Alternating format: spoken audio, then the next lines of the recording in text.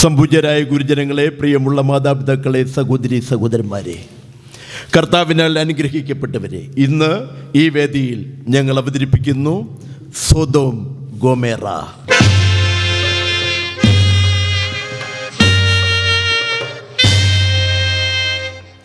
മെസൊപ്പൊത്താമിയയിലെ കൽദായരുടെ നാടായ ഊർ എന്ന ദേശത്ത് നിന്നും അബ്രാം തൻ്റെ പ്രിയപ്പെട്ട ഭാര്യ സാറായിയുടെ കൈക്ക് പിടിച്ചുകൊണ്ട് അപ്പനായ തേരഹും ലോത്തും അവൻ്റെ കുടുംബവും ആടുമാടുകൾ, ഒട്ടകങ്ങൾ, കഴുതകൾ, കുതിരകൾ എന്തെല്ലാം തനിക്കുണ്ടോ അതെല്ലാമായി പുറപ്പെട്ട് കാനാൻ ദേശത്തെത്തി.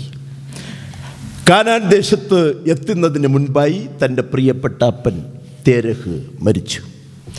അവിടെ നിന്നും അബ്രാമും ലോത്തും സഞ്ചരിച്ച് ഇപ്പോൾ അവർ എത്തിയിരിക്കുന്നത് ബദേലിനും ഹായിക്കും മധ്യയുള്ള അതിമനോഹരമായ ദേശത്ത്. സമയം സായം സന്ധ്യ. ഇരുളിന്റെ തിരശീല മെല്ലെ മെല്ലെ അഴിഞ്ഞു വരുന്നു. കിഴക്കുതിച്ച സൂര്യന്റെ പ്രകാശരശ്മികൾ പടിഞ്ഞാറ് അലിഞ്ഞലിഞ്ഞ് വിലയം പ്രാപിക്കുന്നു. കൈകൾ ചാലിച്ച് ചായം കുങ്കുമ ചാന്തു കൂട്ടി, സായം സന്ധ്യതൻ കൈകൾ ചാലിച്ചു ചായം കുങ്കുമ ചാന്തു കൂട്ടി. ആ കുറിക്കൂട്ടിന്റെ അലിംഗനങ്ങളിൽ ആദേശമൊക്കെയും പൂവണിഞ്ഞു. ആ കുറിക്കൂട്ടിന്റെ അലിംഗനങ്ങളിൽ ആദേശമൊക്കെയും പൂവണിഞ്ഞു. സായം സന്ധ്യതൻ കൈകൾ ചാലിച്ചു ചായം കുങ്കുമ ചാന്തു കൂട്ടി. അബ്രാം ഇന്ന് പഴയ അബ്രാമല്ല, ബഹുസമ്പന്നൻ. കന്നുകാലികൾ, കഴുതകൾ, ഒട്ടകങ്ങൾ, ദാസന്മാർ എല്ലാം കൊണ്ടും അതിസമ്പന്നനാണ് അബ്രാം. അബ്രാം എത്രമാത്രം സമ്പന്നനാണോ അത്രയും സമ്പന്നനാണ് അബ്രാമിനെ അനുഗമിച്ച് കൂടെ വന്ന ലോത്തും. ലോത്തിന് ഭാര്യയുമുണ്ട്, 2 പെൺമക്കളുമുണ്ട്. പെൺമക്കളെന്ന് പറഞ്ഞാൽ പോരാ, അതീവ സുന്ദരികളായ 2 പെൺമക്കൾ. ഒരു ദിവസം രാവിലെ ലോത്തിൻ്റെ കൂടാരമുറ്റത്ത് ദാ വന്നിരിക്കുന്നു അബ്രാം. അബ്രാമിനെ കണ്ട ലോത്ത് കൂടാരത്തിന് പുറത്തു വന്നു. സോദരപുത്രനായ ലോത്തെ, നമ്മൾ മെസൊപ്പൊത്താമിയയിൽ നിന്നും വരുമ്പോൾ നമ്മളുടെ കൈകൾ ശൂന്യമായിരുന്നു. അതെ, നമ്മുടെ കൈകൾ ശൂന്യമായിരുന്നു. നമ്മളിന്ന് യഹോവയായ ദൈവത്താൽ അനുഗ്രഹിക്കപ്പെട്ട് ബഹുസമ്പന്നരായി മാറിയിരിക്കുന്നു. അതെ, ബഹുസമ്പന്നരായിരിക്കുന്നു. ഈ ദേശത്ത് നമുക്ക് 2 പേർക്കും ഒരുമിച്ച് വസിക്കുവാൻ സ്ഥലം പോരാ. അതുകൊണ്ട് ഞാനൊരു കാര്യം പറയട്ടെ, പറഞ്ഞാലും നമുക്ക് 2 പേർക്കും 2 ദേശങ്ങളിലായി പിരിഞ്ഞു പോകാം. സോദരപുത്രനായ ലോത്തേ, നീ ഇടത്തോട്ടെങ്കിൽ ഞാൻ വലത്തോട്ട്, നീ വലത്തോട്ടെങ്കിൽ ഞാൻ ഇടത്തോട്ട്. ലോത്തിന് നന്നേ ഇഷ്ടമായി. ലോത്ത് ആഗ്രഹിച്ച കാര്യമായിരുന്നു. താൻ ആഗ്രഹിച്ച കാര്യം തൻ്റെ വലിയപ്പൻ ഇങ്ങോട്ട് വന്ന് പറയുന്നു. അബ്രാം അകലേക്ക് ഒരു നിമിഷം നോക്കി. കണ്ണെത്താ ദൂരം വിശാലമായി കിടക്കുന്ന ദേശം, ഏദൻ തോട്ടം പോലെ മനോഹരമായ ദേശം, പച്ചപ്പരവതാനി വിരിച്ച കണക്കെ ഗോതമ്പ് പാടങ്ങൾ, യവവും ചോളവും, കുലകുലയായി പഴുത്തുലഞ്ഞു നിൽക്കുന്ന ഫലവൃക്ഷങ്ങൾ, നല്ല നീരുറവയുള്ള ദേശം. തൻ്റെ കന്നുകാലികൾക്കും തനിക്കും തൻ്റെ ഭാര്യയ്ക്കും മക്കൾക്കും യഥേഷ്ടം വസിക്കാവുന്ന സ്ഥലം. ആ സ്ഥലം ഏതാണെന്ന് നിങ്ങൾക്കറിയാമോ? അതാണ് സോദോം ഗോമോറ.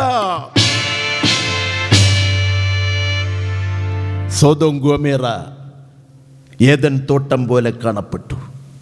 ഏദൻ തോട്ടം പോലെ മനോഹരമായിരുന്നു സോദോം ഗോമോറ. ലോത്ത് ചോദിച്ചു, എങ്കിൽ ഞാൻ കിഴക്കോട്ട് വെക്കോട്ടെ, സോദോം ഗോമോറയിലേക്ക് വെക്കോട്ടെ? ഇപ്പോൾ സോദോം ഗോമോറ ഏദൻ തോട്ടം പോലെ പൂത്ത് പൂവണിഞ്ഞു നിൽക്കുന്നു. ഏദൻ തോട്ടം പോലെ ഫലവൃക്ഷങ്ങൾ കാണാം. ഏദൻ തോട്ടം പോലെ ഫലവൃക്ഷങ്ങൾ കാണാം. പാലും തേനും ഒഴുകും കാനാൻ ദേശം പോലെ. പാലും തേനും ഒഴുകും കാനാൻ ദേശം പോലെ. ഏദൻ തോട്ടം പോലെ ഫലവൃക്ഷങ്ങൾ കാണാം.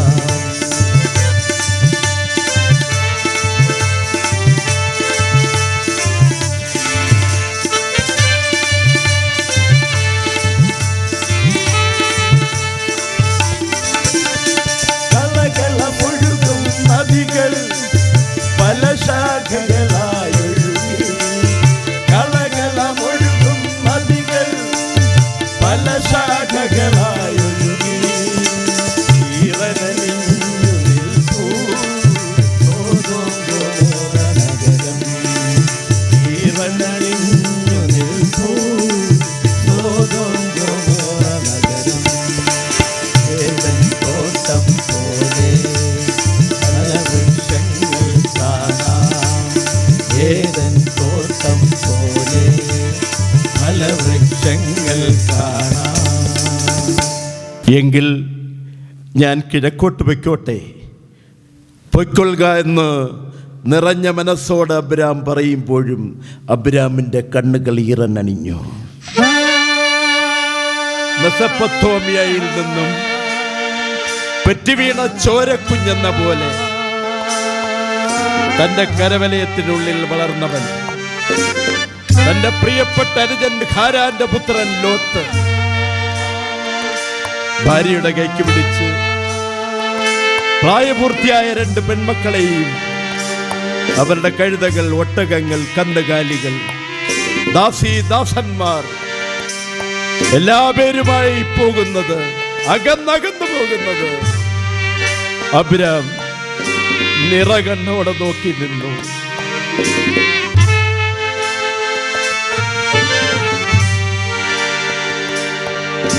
വഴി രണ്ടായി പിരിയുന്നു സോദരൻ, നിഴൽ പോലെ അകലുന്നു പകലുകൾ. വഴി രണ്ടായി പിരിയുന്നു സോദരൻ, നിഴൽ പോലെ അകലുന്നു പകലുകൾ.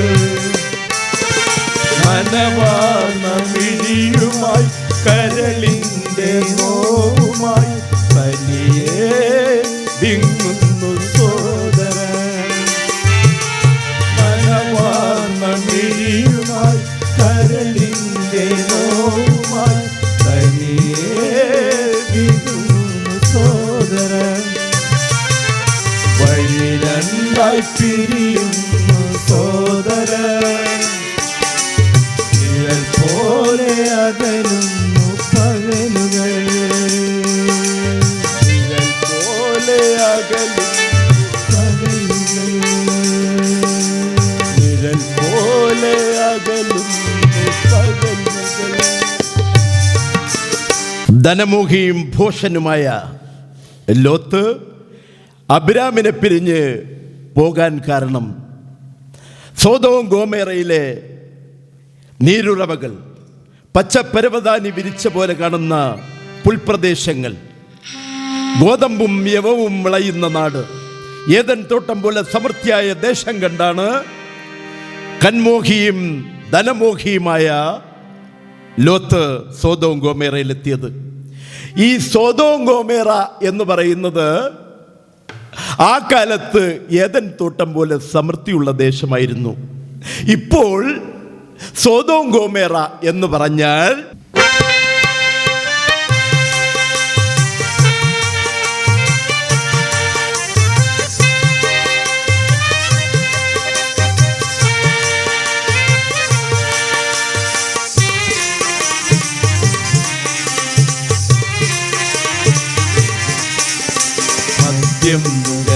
മതിയോളം നൃത്തം കാണാം ഇരുളിൻ മറവിൽ ലക്ഷ്യമില്ലാതലയാ.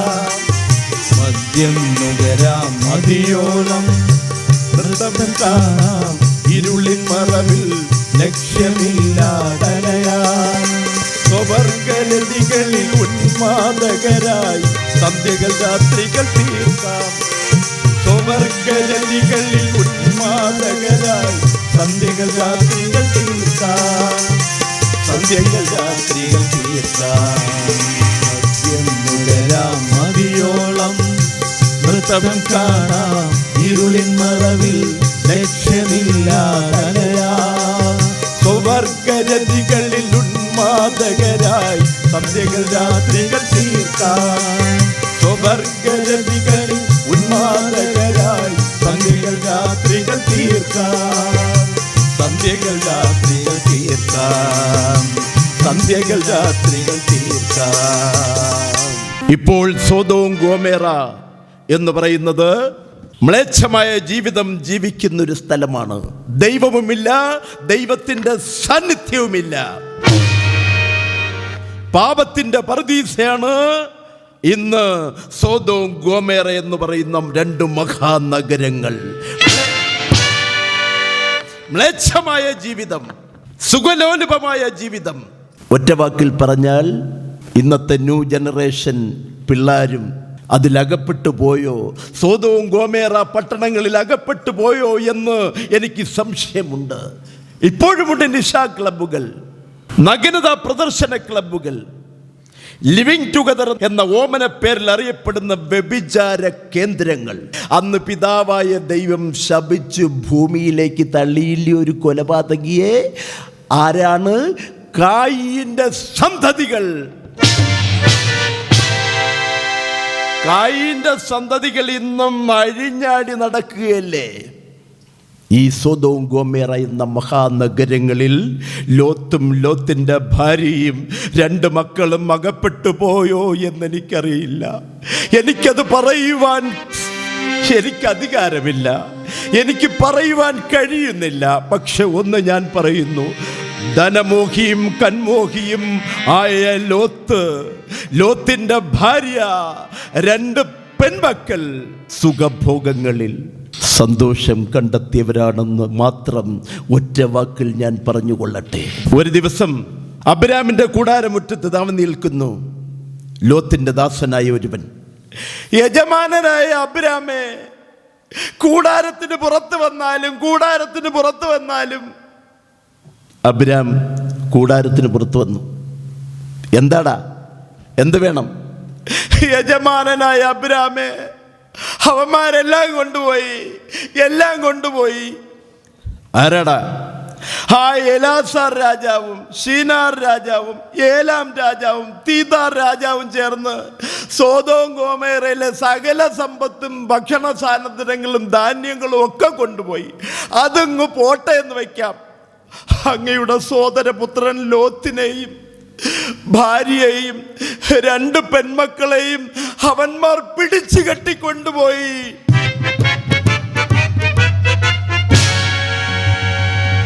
എപ്പോഴാണ്ട?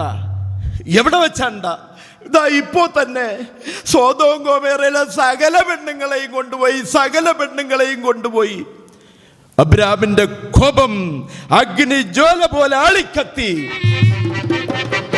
അബ്രാം തന്റെ കൂടാരത്തിൽ വളർന്നവരും അഭ്യാസികളുമായ 318 പേരുമായി അവരെ പിന്തുടർന്നു. പിടിച്ച് കെട്ടിടാവനെ. ഒരു ഷിനാർ രാജാവ്. ആ രാത്രിയിൽ ഒരു പൊരിഞ്ഞ പോരാട്ടം തന്നെ, ഒരു മഹായുദ്ധം തന്നെ നടന്നു.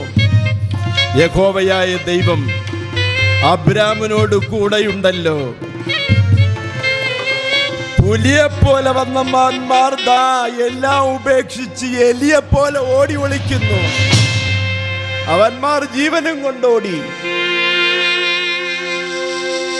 അബ്രാം സോദരപുത്രനായ ലോത്തിനെയും ഭാര്യയെയും പെൺമക്കളെയും സോദോം ഗോമേറയിലെ സകല പെൺകുട്ടികളെയും സകല സമ്പത്തും ധാന്യങ്ങളും ഭക്ഷണ സാധനങ്ങളും എല്ലാം തിരികെ പിടിച്ചെടുത്ത് യുദ്ധം കഴിഞ്ഞ് വിജയശ്രീ ലാളിതനായി മടങ്ങി വരുന്ന അബ്രാമിനെ സ്വീകരിക്കുവാൻ ദൈവത്തിൻ്റെ പുരോഹിതനും ദാസനും വിശ്വസ്തനും സ്നേഹിതനുമായ മൽക്കീസദേക്ക് രാജാവ് അപ്പവും വീഞ്ഞുമായി ദാ നിൽക്കുന്നു അബ്രാമിന്റെ മുന്നിൽ.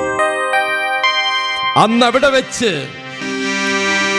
അബ്രാമിന് മൽക്കീസദേക്ക് എന്ന രാജാവ് കൊടുത്തതാണ് ലോക ചരിത്രത്തിൽ ആദ്യ തിരുവത്താഴം, കർത്തൃമേശ, തിരുവിരുന്ന്.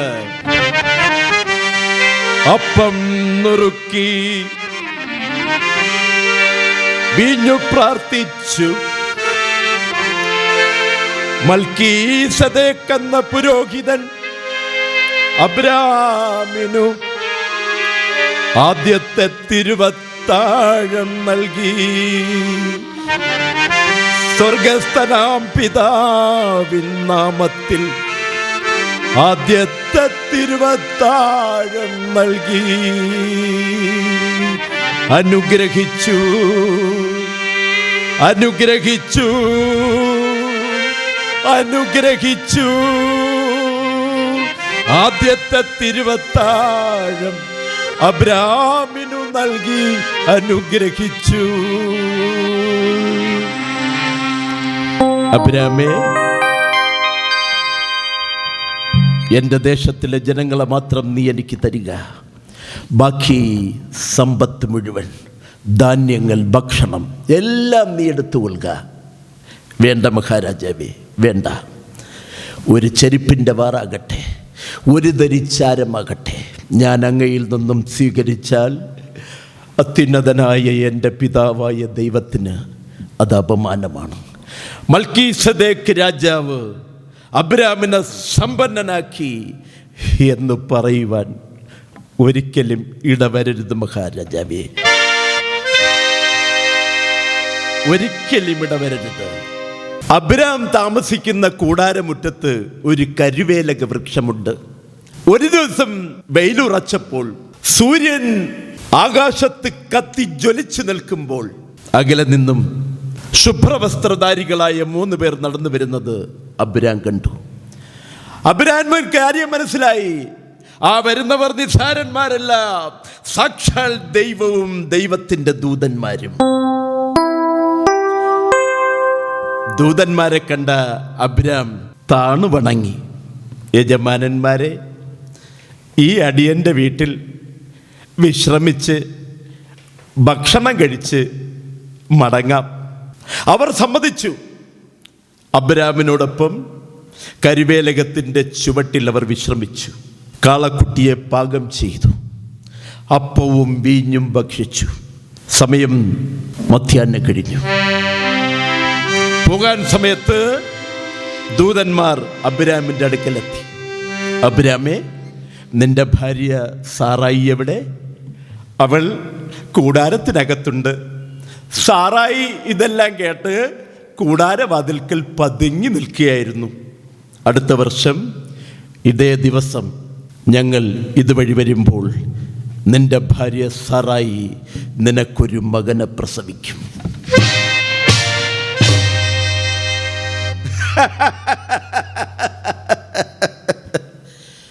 എന്താ നീ ചിരിച്ചത്? 99 വയസ്സായ ഞാൻ, വാർദ്ധക്യത്തിൻ്റെ പടിവാതിലുകൾ ചവിട്ടിക്കയറുന്ന ഞാൻ, 90 വയസ്സായ എൻ്റെ ഭാര്യ സാറായി, സ്ത്രീകൾക്കുള്ള പതിവിൽ നിന്ന് പോയ സാറായി, ഗർഭപാത്രം ചുക്കി ചുരുങ്ങിയ സാറായി മകനെ പ്രസവിക്കുകയോ? അബ്രാമേ, ദൈവത്തിന് അസാധ്യമായിട്ടൊന്നുമില്ല എന്ന് നിനക്കറിയില്ലേ?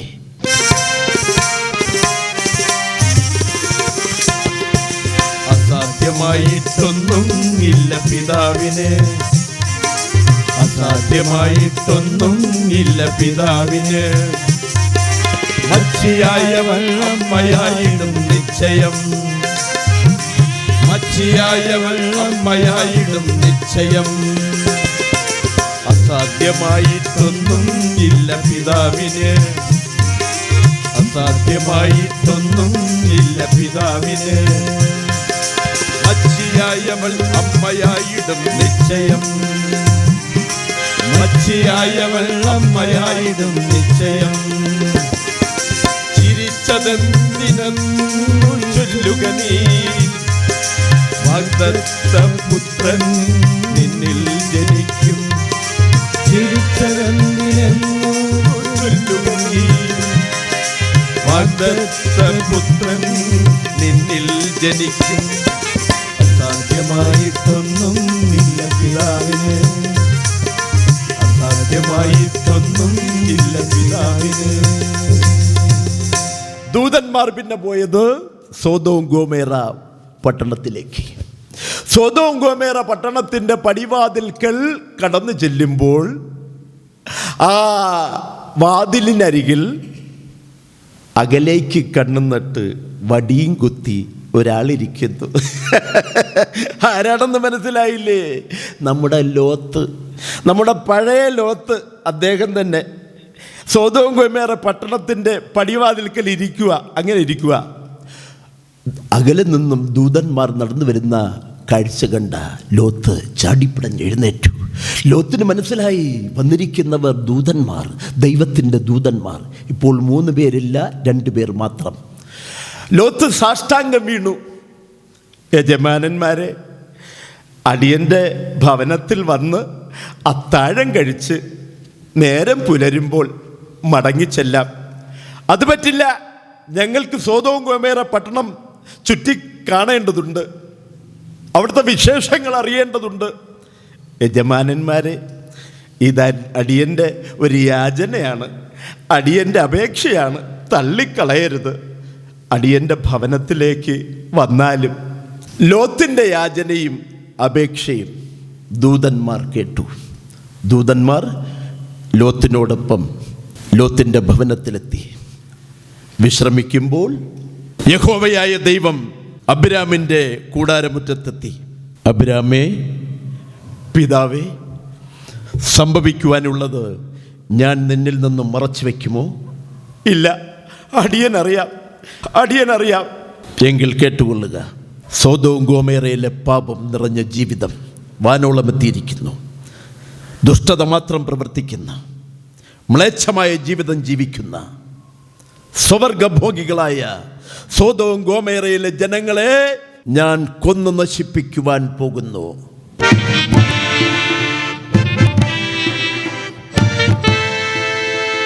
പിതാവേ, എൻ്റെ സോദരപുത്രൻ ലോത്തും ഭാര്യയും 2 പെൺമക്കളും സോദോം ഗോമേറയിലാണ്. അവര് നശിച്ചു പോകില്ലേ?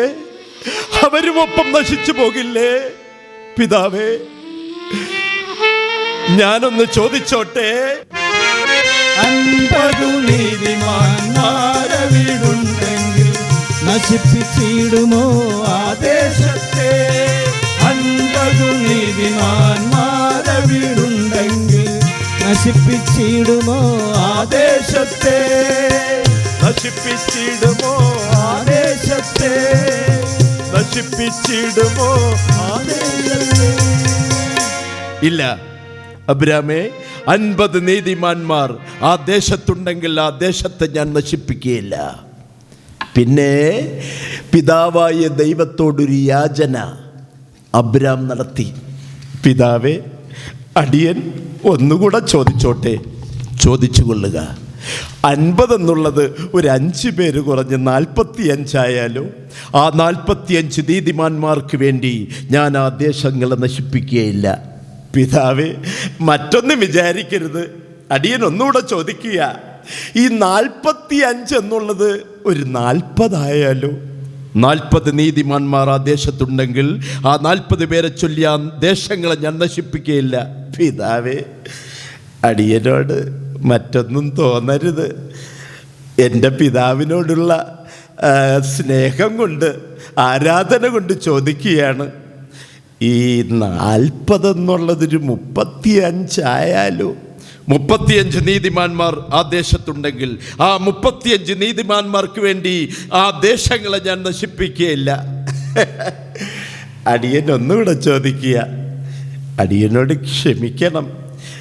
ഈ 35 എന്നുള്ളത് ഒരു 30 പേരായാലോ? അബ്രാമേ, 30 നീതിമാന്മാർ ആ ദേശത്തുണ്ടെങ്കിൽ ആ 30 നീതിമാന്മാർക്ക് വേണ്ടി ആ ദേശങ്ങളെ ഞാൻ നശിപ്പിക്കുകയില്ല.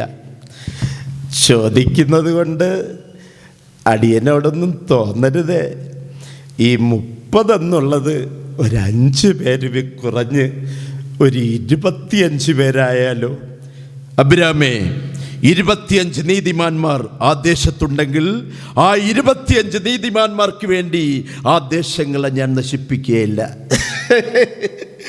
അടിയൻ അങ്ങയുടെ മുന്നിൽ വെറുമൊരു പൊടിയാണ്.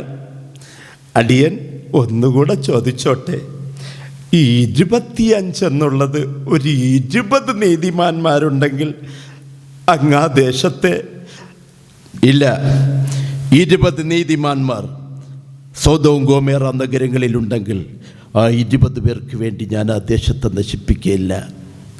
പിതാവേ, അവസാനമായിട്ട് ഒന്നുകൂടെ ചോദിച്ചോട്ടെ, ചോദിച്ചുകൊള്ളുക. 10 നീതിമാന്മാർ ആ ദേശത്തുണ്ടെങ്കിൽ ആ 10 പേരെ ചൊല്ലി ആ ദേശങ്ങളെ ദുഷ്ടന്മാർക്കൊപ്പം നീതിമാന്മാരെ നശിപ്പിക്കത്തില്ലയോ? ഇല്ല. 10 നീതിമാന്മാർ സോദോം ഗോമോറ പട്ടണങ്ങളിലുണ്ടെങ്കിൽ ആ 10 പേർക്ക് വേണ്ടി ആ ദേശങ്ങളെ ഞാൻ നശിപ്പിക്കുകയില്ല.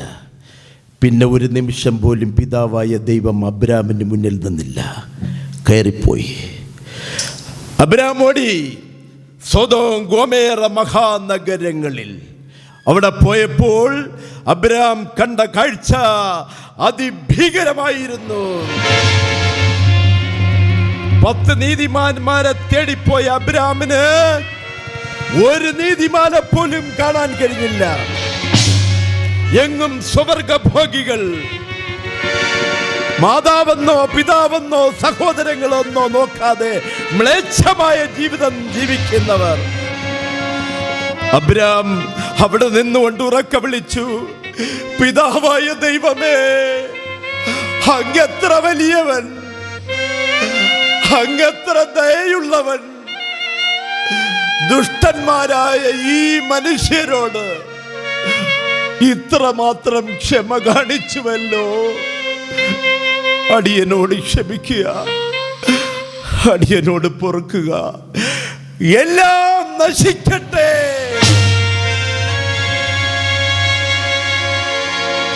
പൈശാചികത്വമേ, പൈശാചികത്വമേ, എന്തു പേര് ചൊല്ലി വിളിക്കേണ്ടു നിന്നെ ഞാൻ. പൈശാചികത്വമേ, പൈശാചികത്വമേ, എന്തു പേര് ചൊല്ലി വിളിക്കേണ്ടു നിന്നെ ഞാൻ. മനുഷ്യരെന്നോ മനുഷ്യ മൃഗങ്ങളെന്നോ സാത്താന്റെ സന്തതികളെന്നോ. പിന്നെ ഒരു നിമിഷം അബ്രാം അവിടെ നിന്നില്ല. അബ്രാം പിന്തിരിഞ്ഞോടി.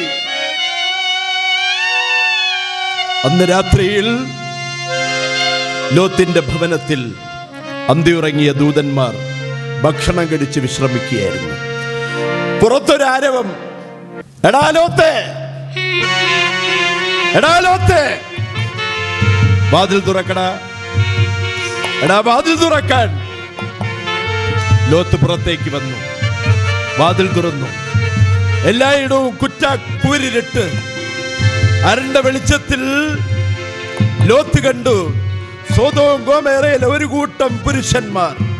പുരുഷന്മാർ മാത്രമല്ല, മുതുക്കന്മാരുമുണ്ട്.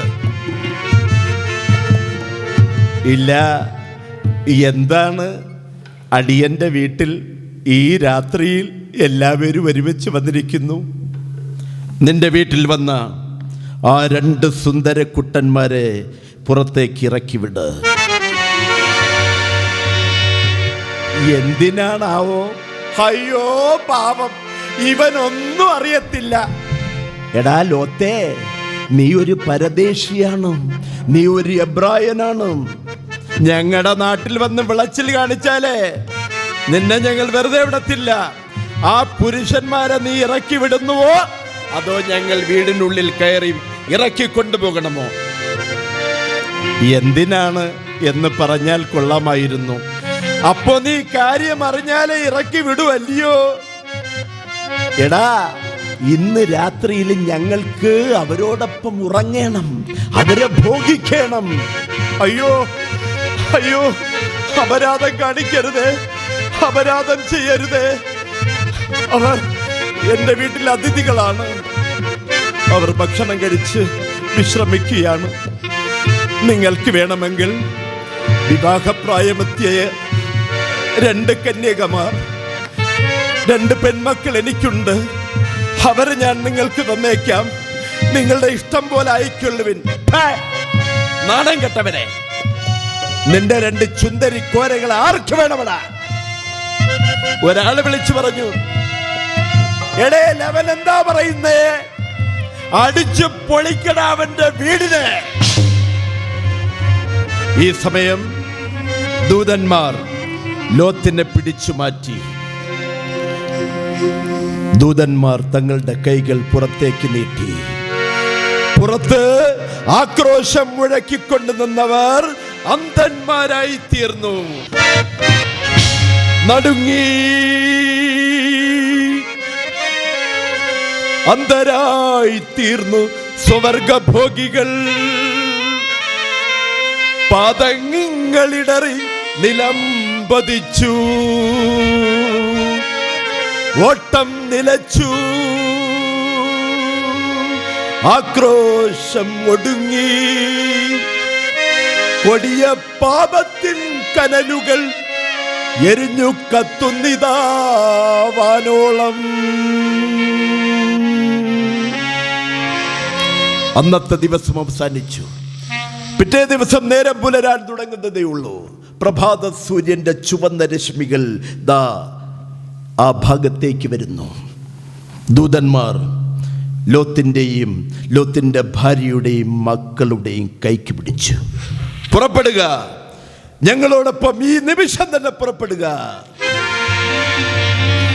ദാ ഓടുകയാണവർ, അതിവേഗം ഓടുകയാണ്. അപകടം അടുത്തെത്താറായി, അപകടം അടുത്തെത്താറായി. ഒരു കാര്യം, ഓട്ടത്തിലാരും തിരിഞ്ഞു നോക്കരുത്, ഓട്ടത്തിലാരും തിരിഞ്ഞു നോക്കാൻ പാടില്ല. ഓടുക, ഓടുക, ഓടുക.